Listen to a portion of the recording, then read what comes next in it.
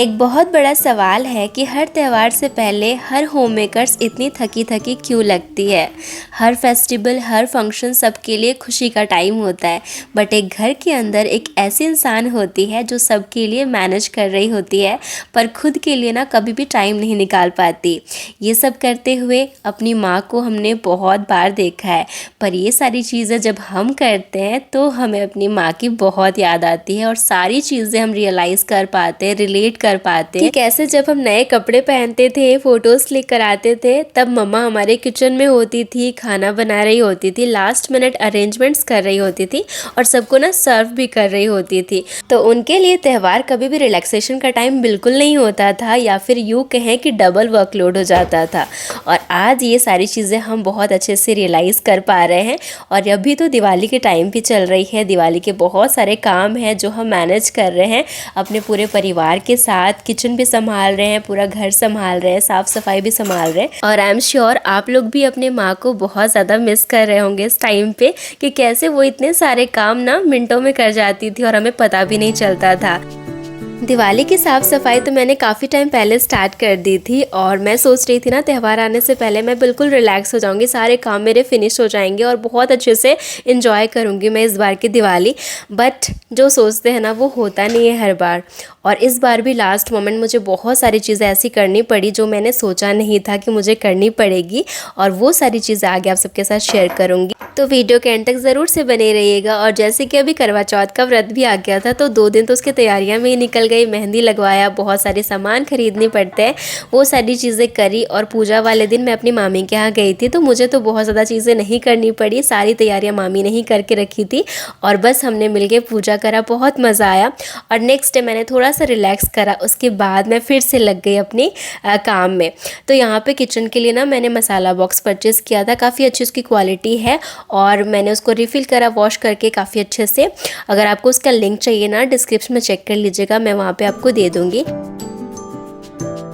उसके बाद ना मेरा एक ऑर्गेनाइज़र है जो मैं यूज़ करती हूँ अपने किचन में अपने छोटे छोटे कंटेनर्स को रखने के लिए। उसमें ना काफ़ी जगह से पेंट निकल गई थी, तो उसको मैंने ना वाइट स्प्रे पेंट से स्प्रे कर दिया। और जब तक वो सूख रहा था ना, तो मैंने अपने रूम की ये वाला ड्रॉअर था जो मेरा काफ़ी ज़्यादा मेसी हो रखा था, तो इसको मैंने ऑर्गेनाइज़ कर लिया। और इसको ऑर्गेनाइज़ करने में बस मुझे 10 से 15 मिनट लगे थे। और क्योंकि यहाँ पर बहुत सारी चीज़ें ऐसी थी जो मैं यूज़ नहीं करूँगी, बहुत सारे कैरी बैग्स वगैरह रखे हुए थे जिन्हें मुझे हटाना था, और उसके जगह पे मैंने अपने बेटू के ना स्टेशनरी को ऑर्गेनाइज कर लिया है बहुत अच्छे से। उसके साथ साथ मैंने अपने ड्रेसिंग टेबल के ये वाले ड्रॉअर को भी ऑर्गेनाइज करा है। यहाँ पे मैं अपने कुछ मेकअप के सामान रखती हूँ, कुछ बैंगल्स वगैरह रखती हूँ, और उनको ऑर्गेनाइज करने के लिए ना मैंने अपने मोबाइल के बॉक्सेस का यूज़ किया है। और यहाँ पे ना ये कटलरी होल्डर थे जो मैं अब यूज़ नहीं करती हूँ अपने किचन में, तो इसका मैंने यहाँ पे यूज़ करा है। तो कुछ भी चीज़ें वेस्ट आपके घर में जा रही है और जिसको आप अगर अच्छे से यूज़ कर पाते हो एज अ ऑर्गेनाइज़र, तो आप कर लीजिए। और चीज़ों को फेंकने से अच्छा है उनको रीयूज़ करना। और यहाँ पे मेरा ये ऑर्गेनाइज़र काफ़ी अच्छे से ड्राई हो गया था। स्प्रे पेंट ना आपके बहुत सारे टाइम सेव करते हैं, टाइम एंड एफर्ट्स दोनों सेव करते हैं, तो मुझे बहुत ज़्यादा अच्छे लगते हैं। तो मैंने अपने पास कलेक्शन रख लिया है गोल्डन, ब्लैक और वाइट कलर का, ताकि जब भी कोई चीज़ें ख़राब हो ना, तो उसको मैं फटाफट से यूज़ कर पाऊँ, उनको नया लुक दे पाऊँ। बाथरूम में भी हमारे पास बहुत सारे ऐसे सामान हो जाते हैं जिन्हें हमें ऑर्गेनाइज करके रखना पड़ता है, जो हम क्लीनिंग के लिए यूज़ करते हैं, और भी बहुत सारी चीज़ें होती है। तो उनको ऑर्गेनाइज करने के लिए ना मैं ये वाला ऑर्गेनाइज़र यूज़ करती हूँ, जो कि काफ़ी स्लिम है और 3 टायर रैक है। और सबसे अच्छी बात है ये प्लास्टिक की है, तो जितना भी इसमें पानी जाता है ये बिल्कुल भी ख़राब नहीं होता है। और थोड़ा सा इसमें ब्रश मार दीजिए, पानी मार दीजिए, बहुत अच्छे से क्लीन हो जाता है। और सबसे अच्छी बात इसकी ये है कि बहुत कम स्पेस लेता है ये, और इसमें आप बहुत सारी चीज़ें रख सकते हो। इसको आप किचन ऑर्गेनाइज़र के जैसे भी यूज़ कर सकते हो, किचन रैक के जैसे। और यहाँ पे बाथरूम के लिए तो ये बेस्ट है, क्योंकि ये बिल्कुल भी ख़राब नहीं होता है और इसमें आप बहुत सारी चीज़ ऑर्गेनाइज़ करके रख सकते हो। तो चलिए अब आप लोगों को बताती हूँ कि मेरा जो काम है ना दिवाली का, वो ख़त्म हो चुका था और फिर से ये स्टार्ट हो गया है यहाँ से, क्योंकि इस बार इतनी ज़्यादा बारिश हुई है ना झारखंड में, उसके वजह से अच्छे खासे घर भी ख़राब हो चुके हैं। मतलब सारे वॉल पे सीलन आ चुकी है, यहाँ तक कि बाहर में रस्टिक है घर पे। उसके बाद भी बहुत जगह से पपड़ी उचड़ने लग गई थी, तो मेरे हस्बैंड को ये देखा नहीं गया और लास्ट मोमेंट हमने डिसाइड करा कि चलो फिर पेंट कराते हैं ताकि सारी चीज़ें रिपेयर भी हो जाए और फिर एक नया फ्रेश लुक भी मिल जाए घर को। तो एक्चुअली हमारे यहाँ ना छठ भी होता है, तो उसके लिए पेंटिंग वगैरह तो करानी ही थी। हमारे किचन में पेंट वगैरह होता है, पूजा रूम में तो पेंट होता ही है, और जहाँ जहाँ पे थोड़ी बहुत चीज़ें थी उसको पेंट कराना था। बट यहाँ पे ऑलमोस्ट सारी जगह ही हमने कवर करा दिया और लास्ट मोमेंट ना चाहते हुए भी ये सारे काम हमें करवाने पड़े।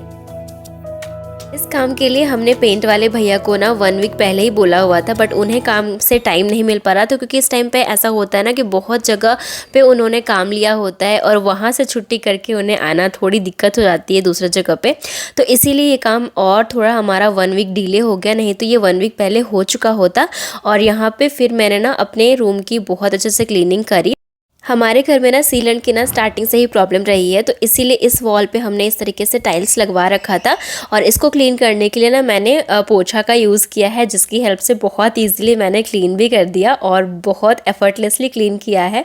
और यहाँ पे ना बहुत अच्छे से मेरा जो रूम है ना वो रिपेयर हो गया था, मतलब बेड के पीछे वाला जो हिस्सा था ना वो बहुत ज़्यादा ही ख़राब हो चुका था और बेड भी मेरा बहुत ज़्यादा भारी था, तो उनकी हेल्प से ही मैंने इसको फिर सेट कराया।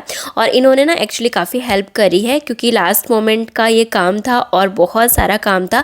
ऊपर का जो फ्लोर का जो भी काम था ना, एक दिन में इन्होंने बहुत सारे काम निपटा दिए थे, तो ज़्यादा परेशानी मुझे नहीं हुई। और शाम तक मैंने अपने रूम को बहुत अच्छे से सेट भी कर लिया था, मतलब दोपहर तक इन्होंने मेरा रूम क्लियर कर दिया था और उसके बाद मैं लग गई अपने रूम को सेट करने में। और यहाँ पर मैंने अपनी हाउस हेल्प की पूरी हेल्प ली थी और उनकी भी काफ़ी हेल्प ली।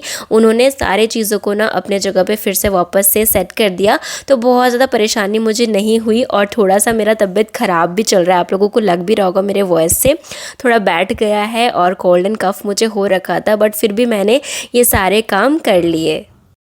लगे हाथ मैंने अपने डाइनिंग एरिया का जो कलर था ना एक वॉल का, उसको भी चेंज करा दिया है। एक्चुअली ये जो एरिया है ना थोड़ा छोटा था, तो डार्क कलर की वजह से और छोटा लगता था, तो मैंने वार्म कलर यहाँ पे भी करा दिया। और किचन के भी सारे सामान को हमने खाली कर दिया था।